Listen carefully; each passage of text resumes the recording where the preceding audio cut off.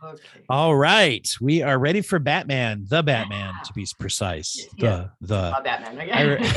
I remember going through that. I do you remember David Letterman when he had his late night show? He used to do those comedic top 10 lists. That was his recurring feature. Yeah, I remember those. I remember years ago he did one that was the top 10 things that are annoying about being Batman. And I forgot the only one I really remember was, and I think it might have been the number one slot, and maybe that's just my memory, but he said, when people call me the Batman, it's just Batman, damn it. And I've always thought that was really funny because, of course, you hear that back and forth, the Batman, the Batman, anyway. It's not a first name or a title, it's like Mr. Batman. I've always clung on. Yeah. Mr. Batman was my father. But I've always clung on to that idea of Batman just being kind of annoyed by that or something for some reason. So anyway, but this is one of the things that I have noticed is we talked about this, I think, with No Way Home. But one of the things that as they have done more and more and more comic book stories, I feel like they have gotten better in some of these movies of capturing like a sort of intangible emotional aesthetic, if you will. This is my term for it, of what the character's vibe is. I'm not sure what else to call it, but I just like in No Way Home, I felt like they kind of they got the Peter Parker vibe in a way, even though Spider-Verse is still probably my favorite Spider-Man movie. But that's more of a Miles movie, right? Yeah, exactly. But so, anyway, the whole point being that I felt like this movie, I went in saying like, well, we'll see. I really like The Dark Knight. Let's see how good they are. And I felt like more than anything else, they captured the emotional personality essence of the story of who the Batman really is. It was in ways that I couldn't even totally put my finger on while I was watching. I was like, this just feels Batman-y. I agree that there was always something before, and whether it was the, again, don't get me wrong, like I love the Tim Burton ones because there was a level of camp there, and it was if you've grown up on, on Adam West, then it was like, okay, and also again, there was that thing about the Tim Burton ones where it's like, yes, there's a camp, but it's actually, it's very dark and edgy, and if anything, of the era, and it still had nods to certain things. But the first one or two, and then after that, and again, I've loved some of the other ones, and Dark Knight, but it was one of these things where there was always like this, it was a little too dark, and not in, I mean, I don't know, we talked about this before, like the origin stories where it was almost, it was everything was done up a notch, and then in some respects actually lost the authenticity. So it was almost like there was some kind of a disconnect. Like, we get that this has happened and it would lead to something, but there was just something where it wasn't quite, it didn't seem authentic. Whereas when I was watching this, it was like, okay, this makes sense. This makes sense. Yes. I've got more emotional relationship with this character, as opposed to here is, Batman, the Batman, and this is what he represents. And I thought there was actually more growth and reflection that you had to engage in, as opposed to just I am vengeance. I am the guy. I got this wicked chip on my shoulder along with my cape. Well, and I think one of the things that we see usually when we present the character of Batman is shown as a fully formed character. And I heard a long time ago, and it's always been in my mind when I think about these kinds of stories with Batman. Batman, we're told he has no superpowers. Obviously, though, one of his superpowers, just like anybody in a fictional story seems to have abilities, one of his super abilities is that he is correct. When he's punching someone, they deserve to be punched. You wouldn't like Batman in real life probably at all, but you wouldn't like a Batman that went around beating up the wrong people, just like we don't really care for police that, get the wrong person either.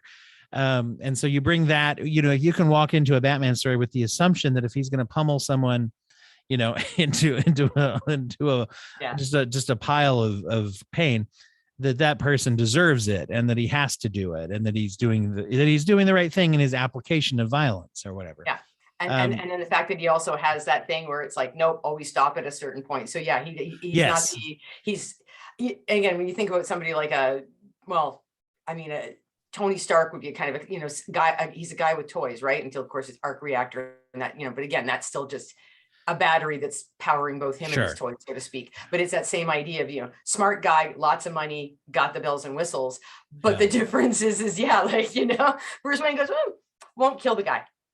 Tony, right. Tony's like, yeah, So they played with the justice idea, and again, they both had to sort of like, is this the right person? Do I have to consider it? And what's my line? And at least, Batman has a line that, for Tony has migrated over the years, has not been a fixed point. Bruce is like, I don't kill. And Tony's like, I don't like rules. Yeah, it depends. I take each situation on a case by case basis, and so no, I mean, that's what I liked about this one, was that idea that you had that sense of the morality, the ongoing reflection as well, especially as information and situations unfolded, and that it wasn't that fully formed. You walk in and he's X number of years into this and has got a habit. I mean, even the bat signal was a little like, again, the low tech rough around the edges there. Where you're like, oh, they're still sorting this stuff out, right? Well, you had even when it shows him changing his clothes, and also one of the times I've heard people kind of chuckle about this, but I thought it was kind of interesting watching him apply eye makeup, which you would have to do, like a football player or a soldier, right, to reduce the glare or something, or to make it look like you can't see my eyes, right? You'd have to do that. And his boots look like boots that you'd actually pick up somewhere in a store. I'll have to show you. I don't know if I've ever sent you this, but I cut it out of, and I think it's from Under the Red Hood, the Batman. I didn't literally cut it out. I did a screen capture of the digital copy. I should say. 50 lashes. Yeah, exactly. No. I took a screen capture of a comic panel. In fact, I'm gonna, if I remember, I need to post that on our new Instagram for the show. Ooh, at Brainiacs Ahoy on Instagram, or I'll put it on the Twitter and Facebook too. But it's one of my favorite pictures. It's of Batman coming from above. He's landing on a bad guy. Basically, it's from the bad guy's perspective, looking up right as Batman about to, stomp on you. And you can see the underside of his boot, and there's a bat insignia. Like the bat insignia that's on everything is on the sole of his boot. And I always like to pull that out and say, now that's branding, right? That means he didn't have to have the boot specially made to have the bat insignia on the bottom of the sole.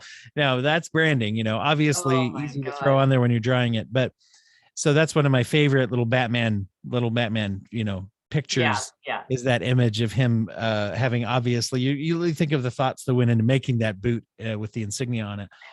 So, but in this movie, it looks like, he could have bought those boots somewhere. He's got, he's working on this engine, it's all kind of rough looking, and it's new, and it doesn't look like he has a team of specialists somewhere making this for him.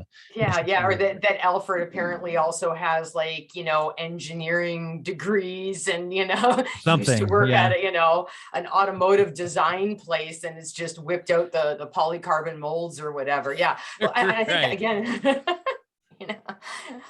hold on while I just get out of my butler's outfit and go do the thing over here and put the welding thing on. No, but again, that was the part that I liked about it, was that it was still about toy. There was an element of toys and tech there, but it wasn't this weird kind of thing where a lot of times, again, a lot of Batman movies have been this kind of, here's the inventory of all the toys and all the shiny objects and all the different things, where it's almost like it's how's he going to use this toy? Ooh, they show him working on this. Ooh, where's that going to get used? Where's the cool scene? And there was that kind of stuff, and things happened, but like you say, they were rough around the edges. Not like there was like a weird production team that he keeps somewhere in the bottom of a bat cave. And that, even how they did the cave was like, again, it wasn't a cave so much as it was this like industrial space. It was a very interesting idea. Plus, they have I can piggyback off this into the way that he was doing things. For example, even the contact lens camera, which I was really cool. Speaking of if we're gonna say gadgets, that was pretty cool. But the way that he was obsessive, they showed this really obsessive like journaling. He was recording things with the eye camera. and as you and I have often joked about this, that every superhero is a trauma therapy, one round of trauma therapy away from not being a superhero. Yeah. But and so I thought that through this and with the voiceovers, and if someone is a fan of the Batman comics, they know that there's these monologues of like, Mm. that the city looks like this tonight as I step out, whatever. And that Yeah. there's Yeah. this idea that Batman is actually journaling. So speaking of like therapeutic processing of information, right? And that as he's doing this, he's learning. And we see this whole story ends up being kind of this emotional journey of, I'm mad and I want to hurt people. And then being like, oh, I just want to hurt people. That's not working. That's why it's not working, because I'm just trying to hurt people. I was trying to do good, but I was also trying to do it in a way that wasn't working. And I need to adjust what I'm doing so it will be working. Mhm. There's this whole journey that he goes through. Exactly. And then the different folks that he interacts with, and at what point, he goes off on different parts of that journey, and like what happens with him and Selena, and that idea that there's so much stuff that he's done where it's this, oh, I see a situation and I go in. And and just that looks like somebody, blah blah blah, and then looking at the big picture, and yeah, that journaling, that weird combination of on one level therapeutic, on another level you're like, okay, dude is like, it's like he's collecting data, like if I'm going to build the next toy or the next whatever, okay, well, what's the thing that I need, and what's the and it was just this weird, exactly like the weird layers of like, okay, so this is, okay, I've gotten evidence and evidence-based research and data. And then at the same time, like you say, the therapeutic and at different points where like you wonder, okay, hold on, in the middle of writing the journal, did a light go on at some point and go, this I am vengeance thing how's this working for me after all? Well, and one of the interesting things about this, and this is kind of the framework I'm thinking about the movie today, is how everybody in the movie was processing their experiences, how they're processing their trauma, not always healing. And that's why I like the word processing doesn't always imply healing, because you could take, let's say, Paul Dano's Riddler, he's processing. He's definitely, he's processed and has come to some conclusions of what he thinks is a good way to handle things when he's going through and saying like, well, this was denied to me. This person hurts other people when they're supposed to not, and this and that. And he's processed to the point where it's like, I think there needs to be this type of consequence and vengeance, to the point where he expects that Batman's reaction to him will be like, good job, dude. What's up? Yeah. Like I think that was the part that was the most interesting, is that we've always seen these things where, there's the Batman and there's the villain, and they are clearly on opposite sides, and they may have some sort of a conversation or the little monologue thing where it's where the bad guy says, Right. well, blah, blah, blah, blah, blah. And there's some kind of like, you should be coming at this the same way, but it's a much more superficial. This was the whole like, dude, I idolized you. And you're like, oh, creepy, not the fanboy that I wanted, like, oh, okay. So, that was not what I was going for. Exactly. And to see where he's tapping into, and this is probably the most sensitive part of this whole thing is right now, and we're a day away from our most recent, like act of violence as well, where you see this in the ending of this movie, The Batman, where he mobilizes a group of people who want to go out and hurt people. And it's a side of violence in society that we talk a lot about, as appropriately, we talk about the victims of violence, but sometimes we don't spend a lot of time talking about why there are people out there who are 18, 19, 20 years old that are saying the best use of my life at this time is going to be to go and hurt other people. And end my life, right? And not only end my life, but end my life in such a way that I end other people's lives too. And this is tapping into, this is not to get like super real here. Sorry, I bet you guys were talking about the Batman, but you look at the mirror that it has here for people who, they've come to some conclusion that this is the outlet for my anger. This is the outlet for my energy, And I think that was the thing that it actually tapped into as well. This idea that, he saw what the Batman was doing. Again, you say process it and all these other things his own way. Yeah. And then started this whole, and it went into that whole idea of online things, subculture. So, I mean, it fits into the stuff that we saw with everything from the January 6th insurrection to the truck convoys we had, you know, here in Canada, where these people go down these, you know, QAnon, whatever, all the various little rabbit holes where their whole life is very, very filtered in terms of, okay, what's the social media bubble that I'm in, and what's the thing that reinforces, and who's somebody that's like-minded. And then just the, you know, it's not even about drinking the Kool-Aid, it's about the, oh my God, here's the big Olympic sized pool we're all going, or the lake of it we're all going to jump into and just immerse ourselves in it, and what that leads to. And again, like when I think about what just happened in Texas, and the fact that, oh God, a friend of mine in Michigan shared a list, and it on her Facebook feed, and it was all these different schools. And then the part that was interesting was that, like, people growing, that's not even the whole list. Here's this other one. Here's this other one. And it was just this weird endless scroll, starting with, well, unless they're particularly horrifying, they don't even make the front page anymore. Yeah, like how messed up is that? Yeah. So no, but I think it tapped into that. So, like, not to go off, you know, I think this still fits in, because I think it was a way of comment, like, again, part of that authenticity of the movie was that it was actually commenting on something that fit into it. And I think that was the other part too, was that so often the, yes, Batman has a costume and this and that, but a lot of times, and again, anything with superheroes, right? You always get, especially again, back into the comic books, those, you know, the outfits and the masks and whatever, there is an over the top thing. I mean, it is meant to be, you know, it is this, and then we've seen them going into the movies, like, and some folks will even talk about this, where it's like, oh, that doesn't look right. You know, oh, they've scaled back so, or, you know, in the case of female superheroes, oh my God, she's got clothes on.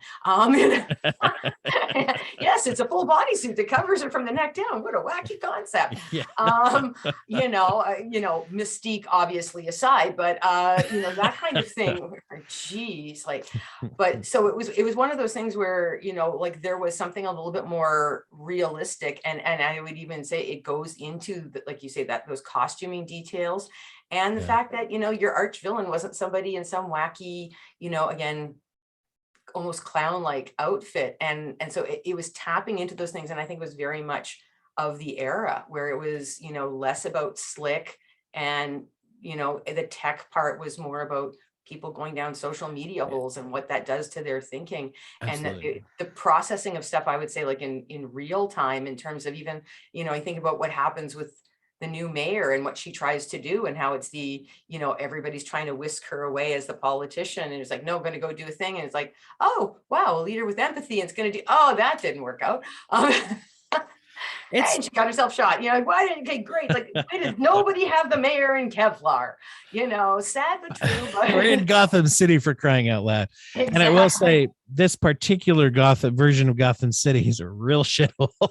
I mean, you know, you get the idea that Gotham is not a great place to live, you know, in a lot of iterations of it. But, you know, you go through and it's like, there's a real grittiness to the feel. One of the things that is interesting in this that I hadn't seen done before with this type of Batman story is how they show the presence of darkness in all throughout these, a lot of darkness, obviously. But in the beginning, when they shine the bat light up in the sky, the voiceover even, you know, and we see these people who are committing crimes, or they stop what they're doing and they look over in the shadows and they're like, is he going to come out of there? You know, and there's this presence where he's like, I can't be everywhere, but they don't know where I'm at. Right. And there's this, like this kind of presence of them. You can see, once again, they're processing, right? They're like, am I about to get trounced by, you know, Batman here? And there's this presence, and also this question is that he's still new enough on the scene that everybody's like, not real. They're still not really sure. I mean, that question that reverberates and that he gets thrown back at him later, right? Is when some person's like, who are you? You know, which is still new enough, once again, not. And if we take this metaphorically to say, he's asking himself that question the whole time. Well, who am I really? Am I? And I remember seeing the preview for this and saying, vengeance is a weird answer for an established Batman to give. because that's not his whole bag, not Mhm. vengeance, not really. But it was in this part until he later on has that kind of thrown back at him when one of the Riddler's guys, fans says, "Oh, I'm here for vengeance," and he's like, Mhm. Is that me? Well, Am I that?" oh, look at the mirror that's ooh, okay. Yeah, I Not the don't reflection really I want like. looking back.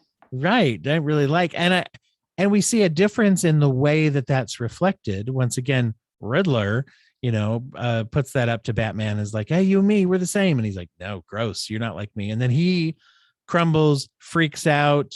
It doesn't he resists? Batman's the one who's wrong. Now, when he hears that from the voice of the I don't want to call him a goon. He's one of the internet fans or whatever of the would be killers that's there, and he says he's vengeance. The very next thing that happens is that he changes course. That's Mhm. when he jumps and dives and saves, and in the end of this, he ends up being about the last thing we see Batman doing is rescuing people, Yeah. non-violently rescuing people. So there's a choice there. When I am confronted, if my process takes me to a point where I look in the mirror and I don't really like everything I'm seeing, do I change course or do I double down? Right.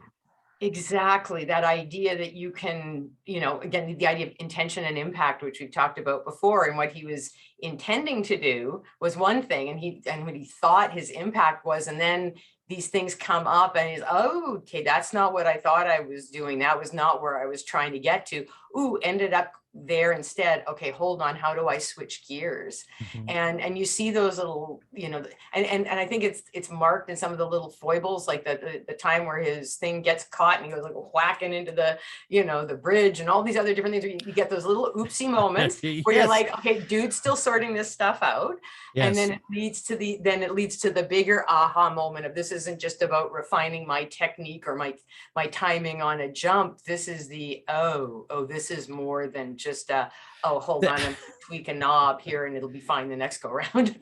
Yes, this is actually, well, and the real consequences of this is affecting people's lives. And I think, yeah, that actually one of the things I didn't notice the first time I saw it, when I was rewatching it the second time, is when I caught when he has that flight suit that you're talking about where he flies. Yeah, the And little I squirrel love suit.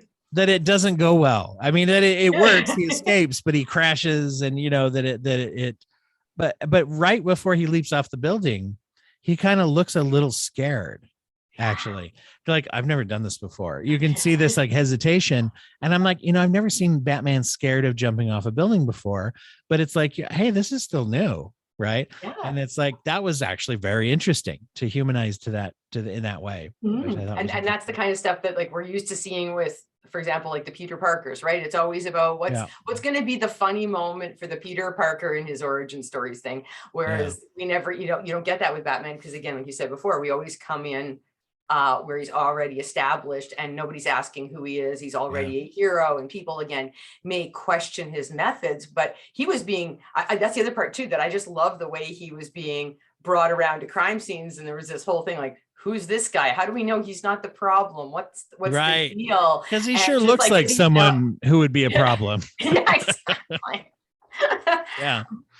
But like, it was one of those things where it's like, somebody here that can be trusted. I think the other part that I like too, in terms of that whole reflection and who are you, was that so often it's always about, yes, again, we get the origin story that, in terms of being from this wealthy family, and that while there are other wealthy entitled families, and again, other times it's been Penguin and all, so they play with those things, but it's always the Waynes are always okay. And that maybe Yeah. people will allege that there was something, your family was no different than any other, Always wealthy family. Whereas this one was saintly. like, you saw Yeah. like the other side of it. And it's like, okay, yeah, you can be mourning the loss of your parents, which again, thankfully they didn't dwell on, but it was actually more about the backstory of his father than his father's passing. And you're like, oh, okay. So, Very family fascinating money. to Yeah. see like the idea that a family that is that powerful and that wealthy is also going to have some corruption.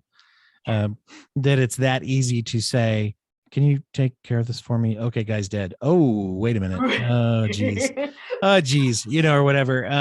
Not to oversimplify that. That's a terrible like that terrible weight of that power and how it was misused, and how there really wasn't, even if Alfred's reframe is the truth. And the other thing Yeah. is, I don't know that it was, I mean, who knows for sure, right? At that point, we're Mhm. kind of going like, well, I hope. I mean, Alfred was his friend and Yeah. slash butler. So, did he really want the guy to get killed? Did he not? But the Waynes are always painted as these really saintly kind of people in Oh, the movies. yeah. In the comics, they've toyed around with different kinds Mhm. of things, scenarios. Yeah. In fact, one of my favorite is there's a whole alternate timeline in one of the comic lines where Thomas Wayne is Batman and Oh, I where love Martha that. Wayne is the Joker. I'd forgotten Anyway, about that. yeah. Yeah, but you see, So like there's this is that the thing. dynamic. Yeah, there's so much more that you can play Yeah. with, and that they seem to stay in this rather narrow range. And Yeah. So to see that being experimented with, that ties in a little bit with something I thought was very interesting in the depiction.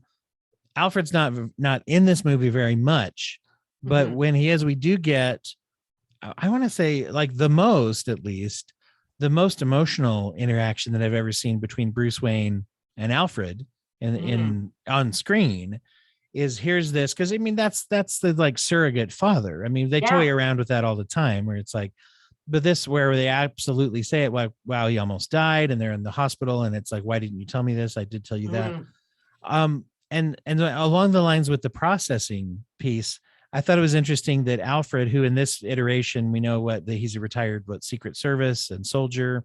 He yeah, makes reference to being in the MI6, I think, at one point, calls it the circus.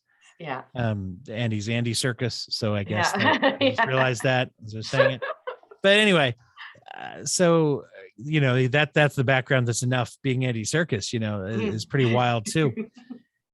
And at that point, he says, basically, I didn't know how to help you. I knew how to teach you to fight, Yeah. you know, but that's all I knew, how to teach you to do is to survive and fight.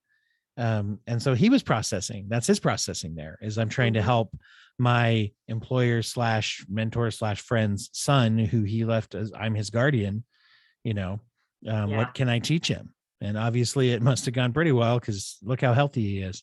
Um, Well, exactly, but you see, that's the other no, yeah, I consider that again, just a therapy visit or two away, that's all. right.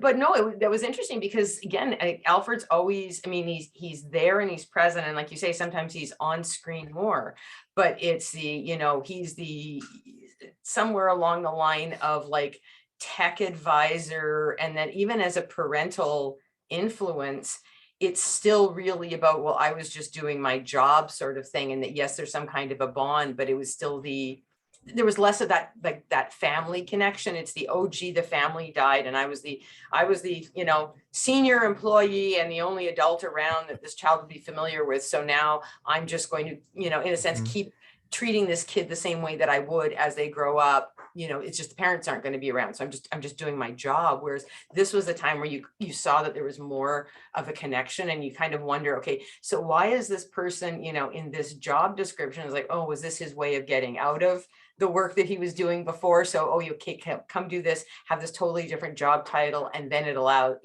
facilitated this other thing, but it also Mhm. created a dynamic where if you're leaving your child, under this person's charge, when this happens, okay, it's somebody you trust. It's not random butler guy. It's the am I 5, am I 6 butler guy. Right. It's a very different, And yeah. again, may not have parenting skills, and it's I can teach them 5 different martial arts and 8 different ways of killing somebody without breaking a sweat. I'm not sure what I'm going to do on the bonding end of things.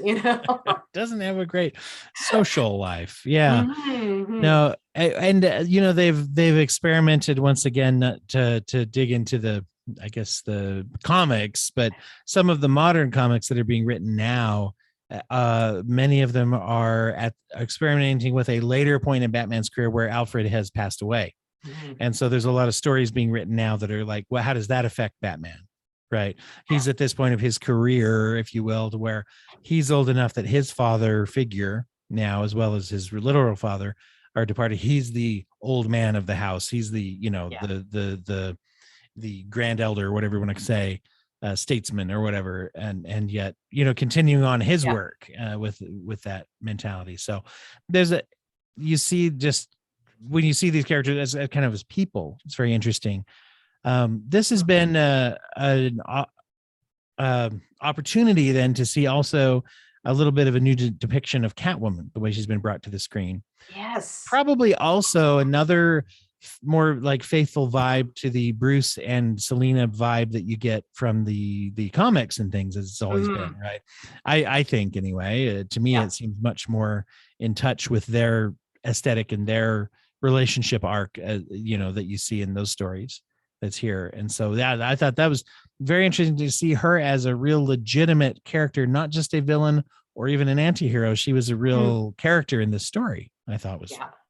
Well, and no, and that was the other part of it as well, because so often the, you know, again, whether it's the anti-hero or the villains, again, there's been that kind of, again, like trope or stereotype kind of situation happening. And, you know, and again, especially the way things like would get played up again, I think back to the Michael Keaton, Michelle Pfeiffer, that kind of thing. Again, made for some interesting shots and some, you know, whatever costumes, blah, blah, blah, but it wasn't the same. Like you actually watch these two people who have got their own walls up, their own whatever, and fighting their own things, and just watching them in terms of how they interact with each other and very standoffish. And then you just see how on some level they recognize the similarities, the parallels, and that's how each one just sort of gradually creeps into the other person's life in a way, and start, oh wait, I'm going to help you with this, or da, da, da, da. You know, these weird little things where it's like, okay, these are people that, I mean, these aren't even just walls around them. They, mm-hmm. you know, these are people that are Well, embedded in little fortresses,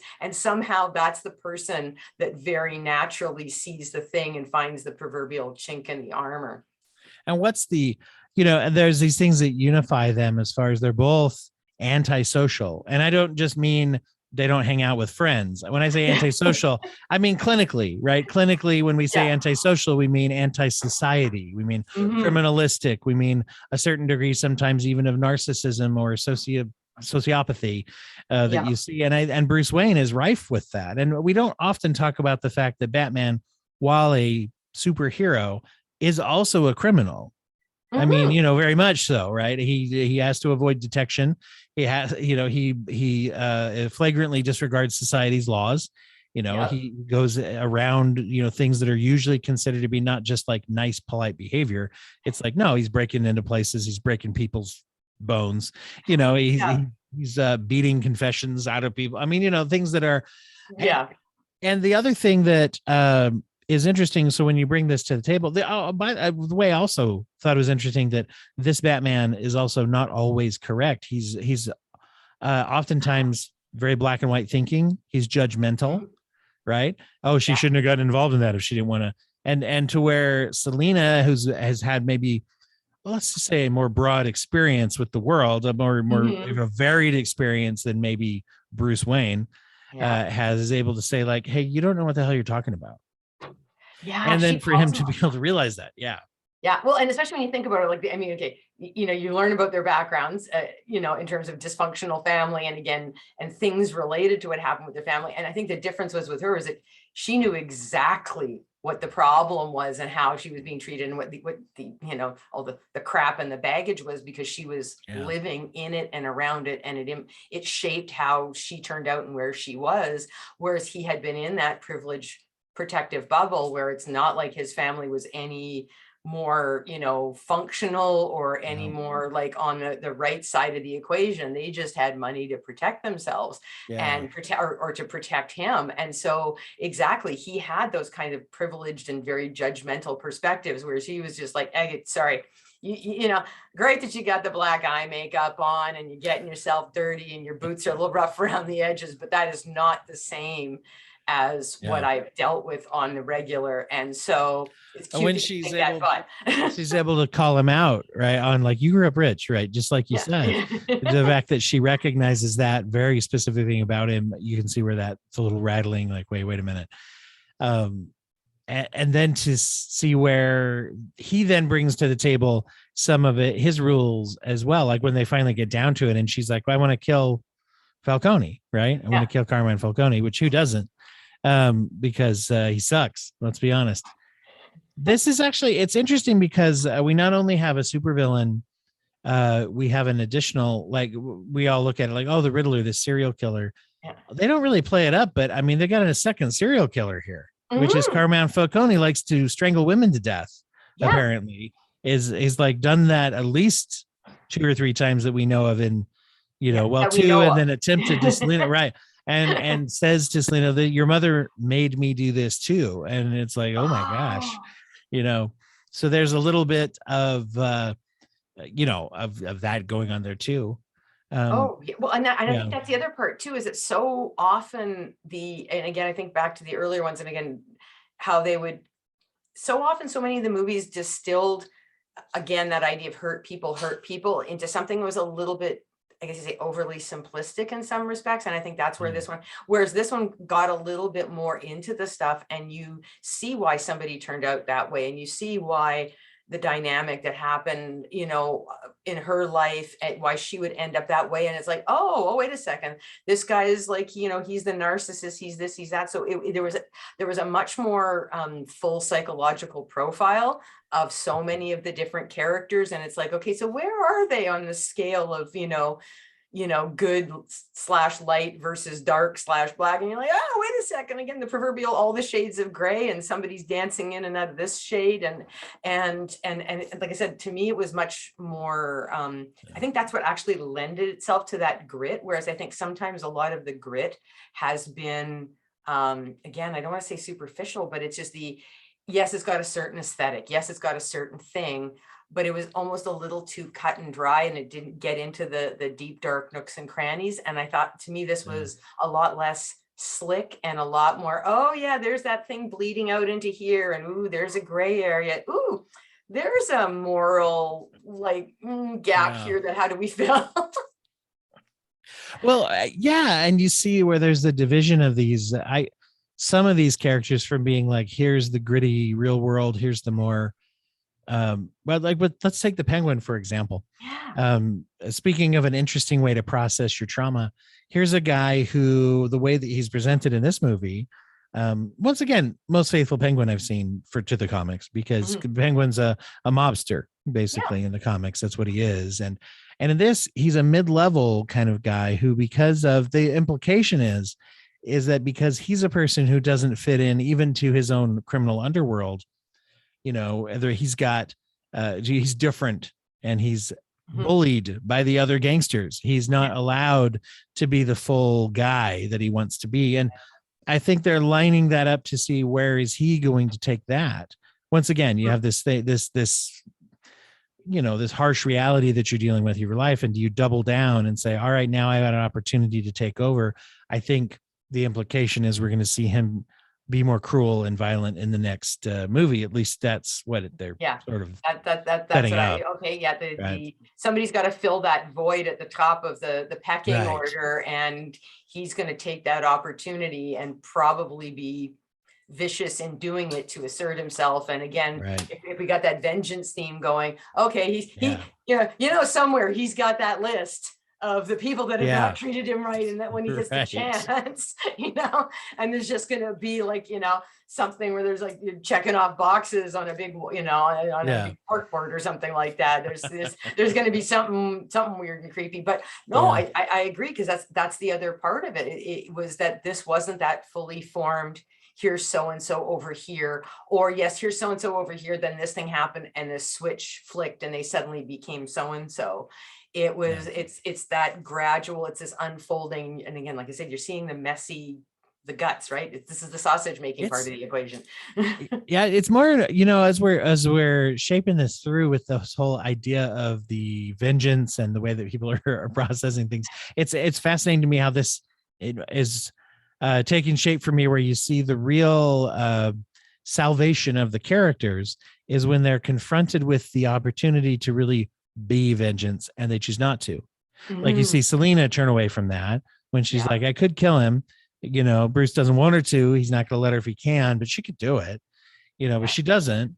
He rejects that identity of vengeance by diving into. I heard somebody actually call the end of the movie like Bruce's sort of symbolic death and baptism, if you will, literally Oh, in the the diving into water, the water. out of the Yeah. water, comes out and reconnects with the child, literally the child. I mean, the mayor, Yeah. I mean, the inner child of Bruce, saving young Bruce, all of Mhm. that, right?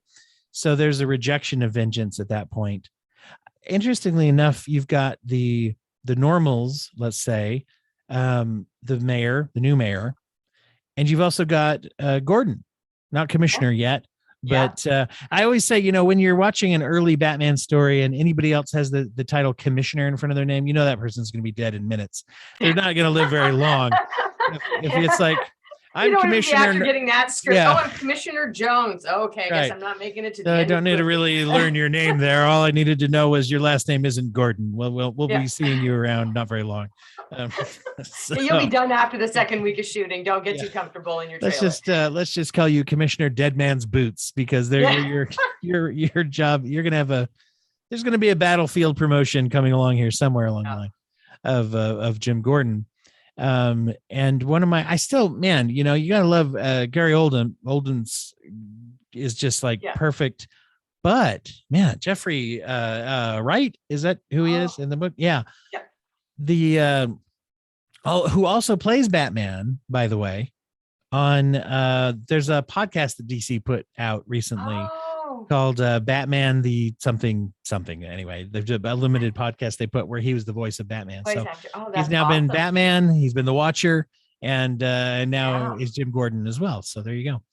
Oh, that's cool. See where he pops up next. Next, yeah. Um, No, and he did a brilliant job as well. But again, Awesome. It was that thing where it's like, oh, okay, he doesn't have that job yet. Okay, what's He, of course, right. He's pre-Commissioner Gordon. That's what they should call him.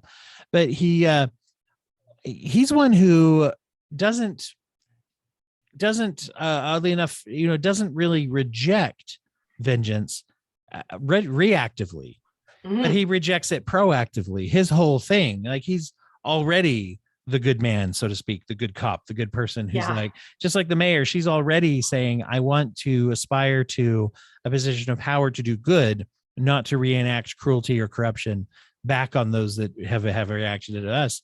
I want it to do good. Just like he wants the power, and he wants I say power, he's not chasing powers, but he's chasing the ability, I guess should say.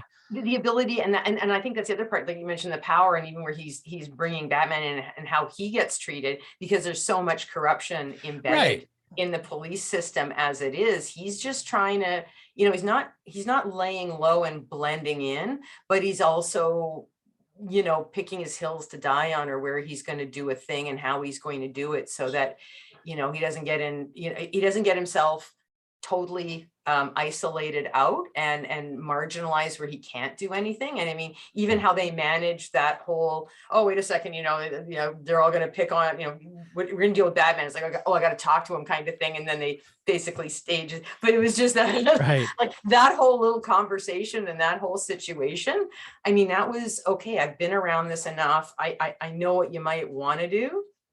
But this is how we have to play this, because I know the lay of the land. So it's that weird betwixt and between insider outsider. I'm inside enough and doing enough things to maintain the trust to get some of the dirt. But I'm not cooperating with it. And it's very interesting where he's crossing a line to say, and you're right, it doesn't win you any career points as a young detective in a police agency to make friends with the costume vigilante in the city, I'm sure, especially then to do a thinly veiled, like helping him escape. I'm sure, it's a building full of detectives. Somebody had to see through that, and say, okay, but he's someone who is preserving justice and all those things. And at some point, wonderful to know how, if you have to think about, like, where in the backstory of this particular Batman universe did he say, yeah, right. I mean, somewhere along the line, that policeman had to say, okay, I'm going to, all right, we're partners now.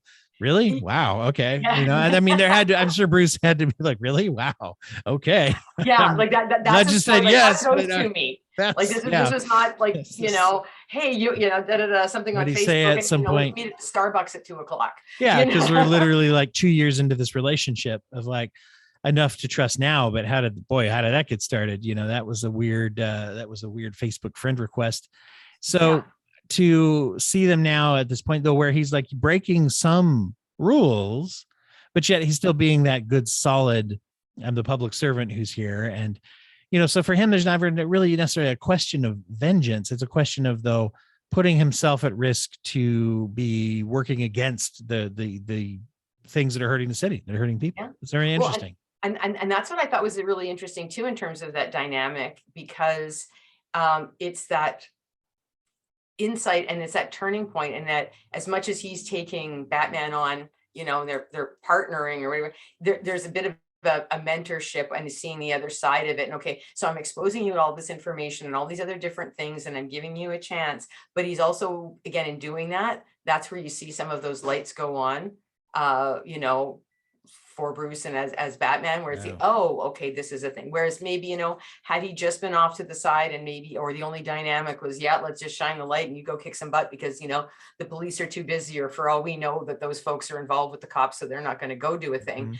Mm-hmm. And instead it was his interaction with Gordon that actually is part of that growth journey, where it's like, oh, okay, wait a second. Maybe it's not all about the vengeance thing.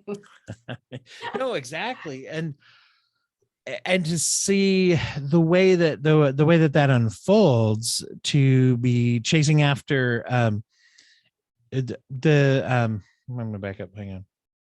Sorry, I misspoke. One of the things that I have always disliked, one of my pet peeves when it comes to people talking about Batman, is the criticism when they say, well, why doesn't Bruce Wayne just donate money? Why doesn't he just use his money to fix society? Why doesn't it? And it just reduces into that sound in my ears when I hear people say it. Because, well, and it kind of goes to show, I guess, who's really into it or not to be that kind of power nerd kind of vibe. But when you read, like, that's been addressed in the whole storyline and the comics, the short answer is that in the classic Batman stories, he does do that. He does both, right? That he's doing both. Yeah. Another part of it is to say that just because Batman's handling things the way he is doesn't mean he's right.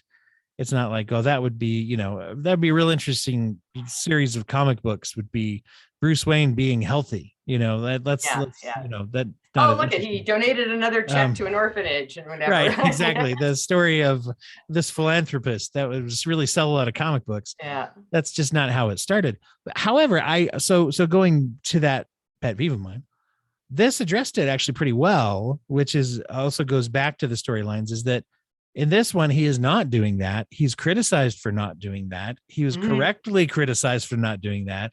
The mayor calls him out and says, I expect that you, as a powerful member of our society, will step it up. And we also find out that the money that was set up in perpetuity or whatever from the Wayne family has been used for corruption. I mean, that's the problem. Yeah. That's part of the problem, is that it's corrupted.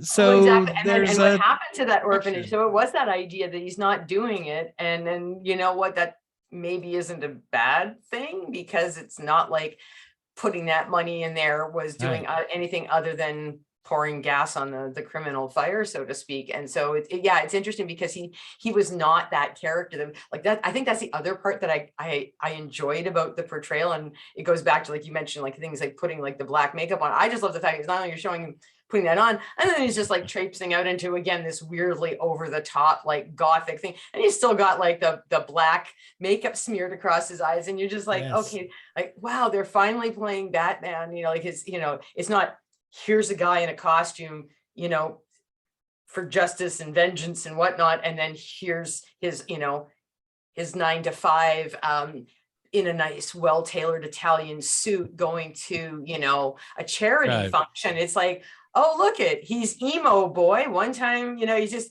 emo boy at the dining room table, in his schlubby clothes that, he may or may not have slept in, or in fact might have been the base layer for whatever what he was just doing. And all he did was like take off the heavy gear and anything, and then he's the same guy, and then he's had to actually act more normal in some of these things. And there's not that light on, light off. It's still not enough that you go, wow, like this guy's clearly got to be the guy jumping around buildings.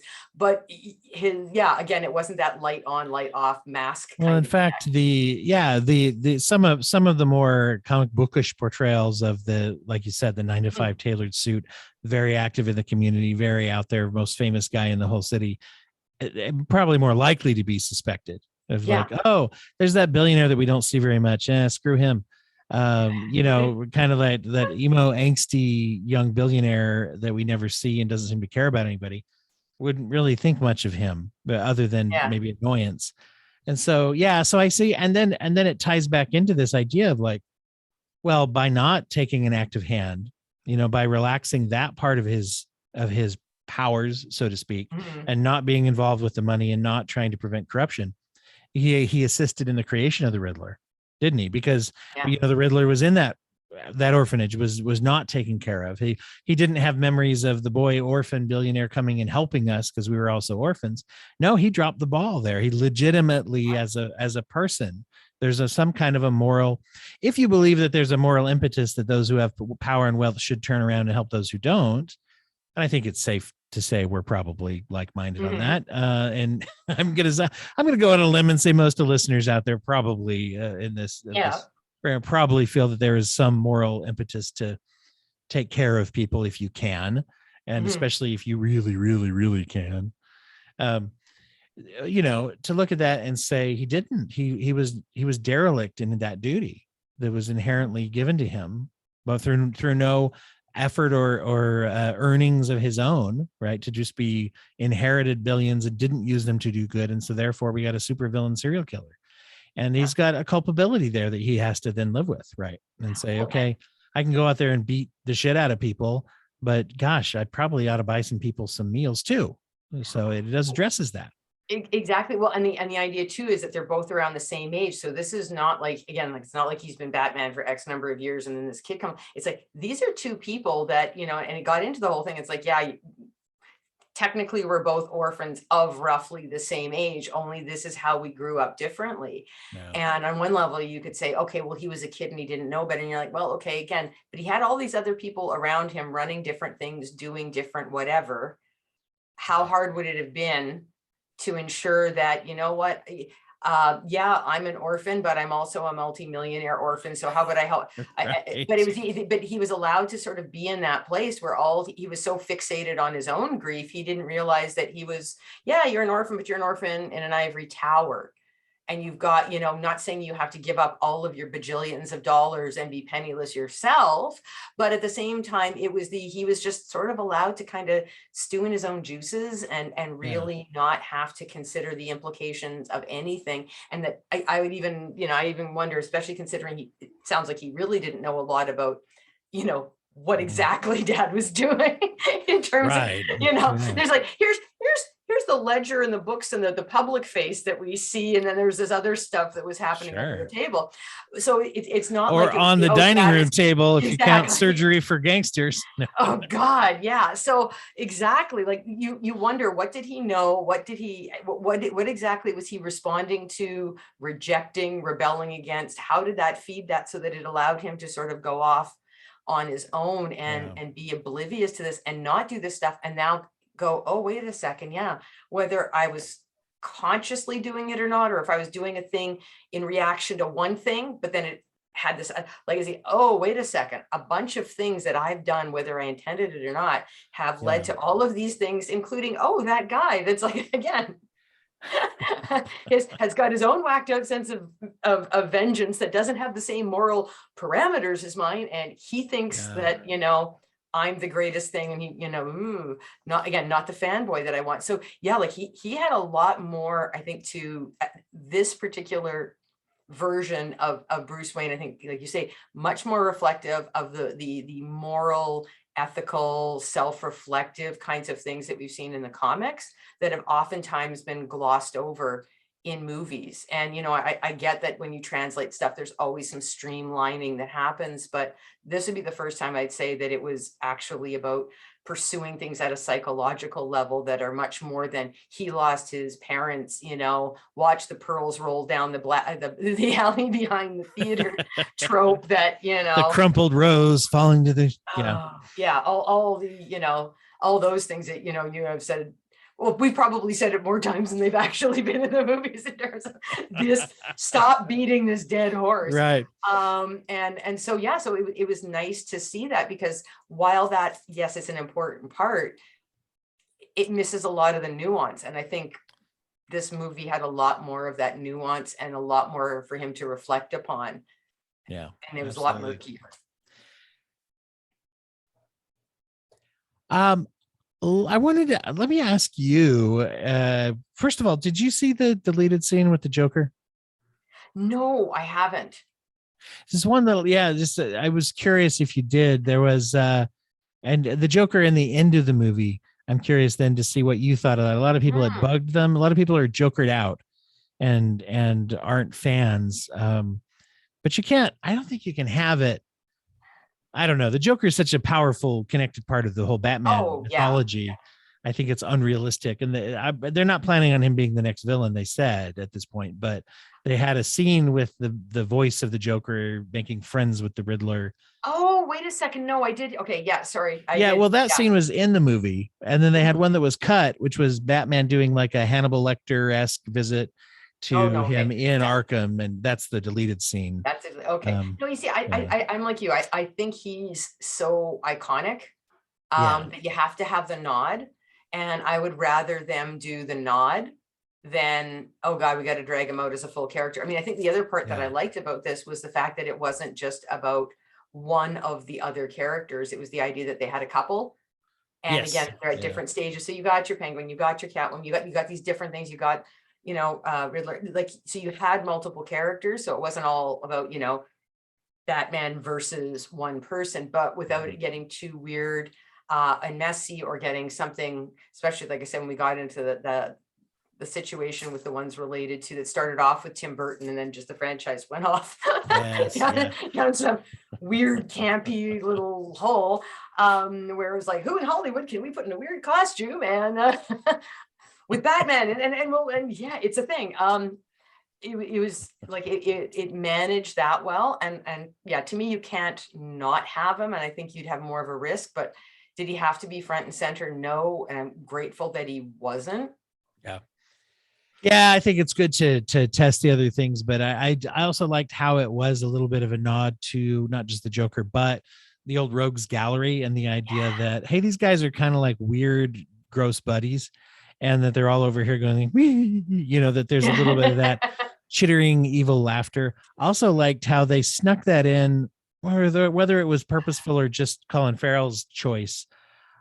He had that weird. I feel like you've got the gangsters in Mhm. Batman who are just, they're being gangsters, and then you've got like the weirdly psychotic villains. And so when during the big famous, now famous car chase, when the Penguin is trying to escape from him and he's watching Batman do these increasingly scary things and getting closer to getting him, he's laughing at it at the same time. There's a weird little break of him being like, this is bad, Yeah.